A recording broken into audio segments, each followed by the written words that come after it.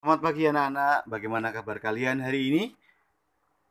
Saya berharap kalian tetap sehat dan tetap semangat dalam belajar. Anak-anak, hari ini kita akan belajar tentang manusia dan lingkungannya. Pembelajaran kedua dari subtema 2, tema 1. Tujuan dari pembelajaran kita hari ini dengan mengamati gambar, siswa mampu memahami tulang sebagai salah satu organ gerak manusia secara benar. Dengan membaca, siswa mampu mengolah informasi dari bacaan dan menentukan ide pokok dari setiap paragraf secara bertanggung jawab. Dengan mengamati gambar, siswa mampu menyebutkan dan menunjukkan berbagai jenis tulang sebagai organ gerak pada manusia secara tepat. Dengan diskusi, siswa dapat memahami fungsi masing-masing tulang pada manusia secara benar. Nah, anak-anak, mari sekarang kita lanjutkan pelajaran kita hari ini. Silahkan kalian amati gambar ini. Anak-anak, kegiatan yang tampak pada gambar di atas adalah anak-anak yang sedang bermain sepak bola. Nah, kegiatan di atas itu termasuk permainan yang menggunakan kaki. Tempat yang aman untuk melakukan kegiatan tersebut adalah di lapangan atau tanah lapang. Apa saja yang harus dilakukan sebelum melakukan kegiatan tersebut? Tentunya sebelum kita melakukan olahraga atau kegiatan seperti pada gambar itu, kita harus melakukan pemanasan dulu ya, supaya kaki kita tidak terkilir, tidak mudah patah tulang kita. Nah, anak-anak, organ gerak pada hewan dan manusia itu sebenarnya memiliki kesamaan.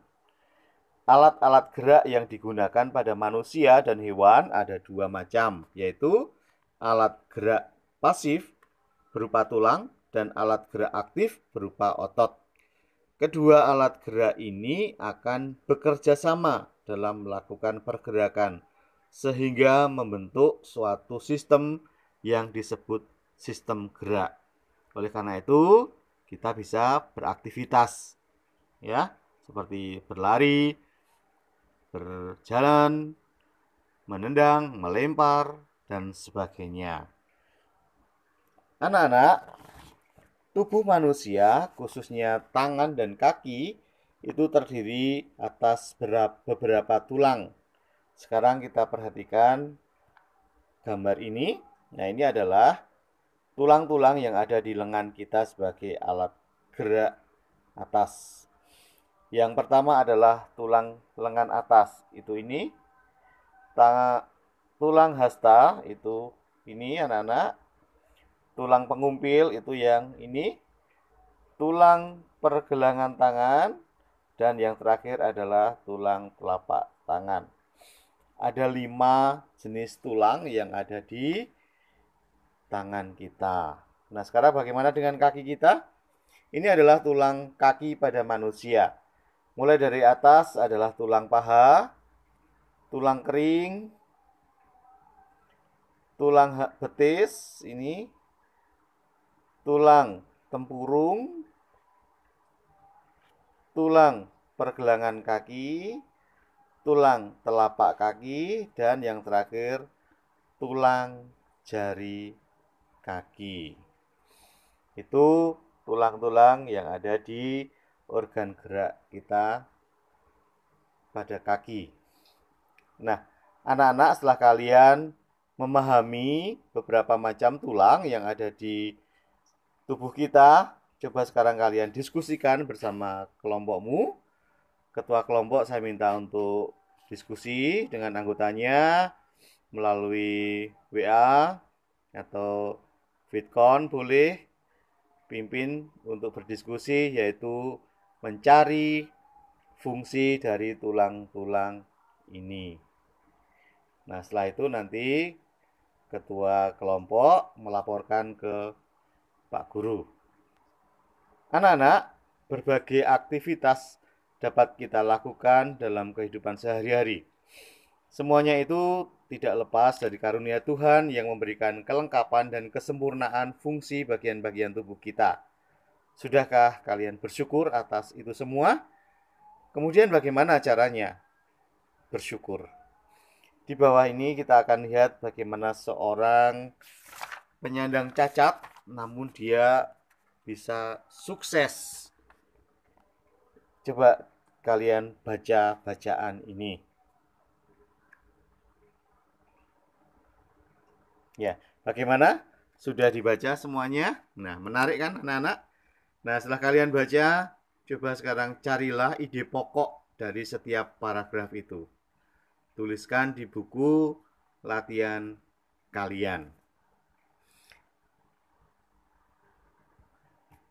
Anak-anak, sekarang kita lanjutkan untuk berkreasi ya. Tentunya kalian punya buku di rumah, ya kan? Nah, buku di rumah itu kalau kita baca tentunya menarik isinya. Sebenarnya isi dari buku itu bisa kita lihat dari sampulnya anak-anak atau covernya ya.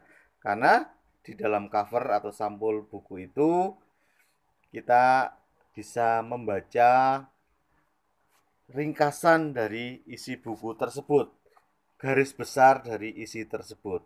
Nah, kita akan mencoba berkreasi membuat cover atau sampul. Nah, bagaimana membuat cover atau sampul buku yang baik?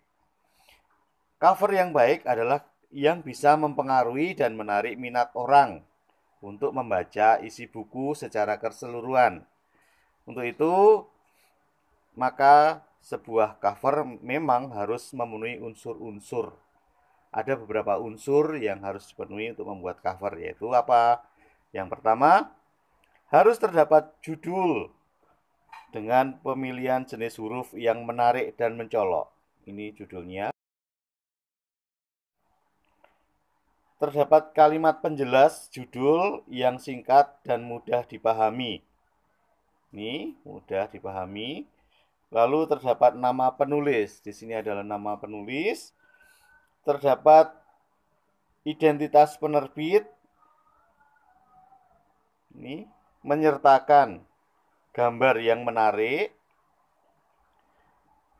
Terdapat sinopsis isi buku pada sisi belakang. Ini sinopsis itu ringkasan isi buku. Dan terdapat identitas buku pada punggung buku. Ini. Begitu anak-anak. Sekarang kita akan mencoba membuat gambar sampul atau gambar cover.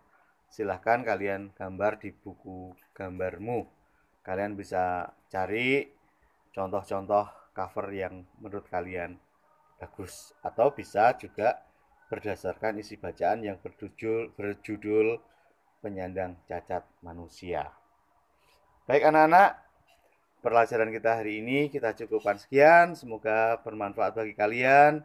Dan terima kasih. Sampai jumpa. Salam sehat.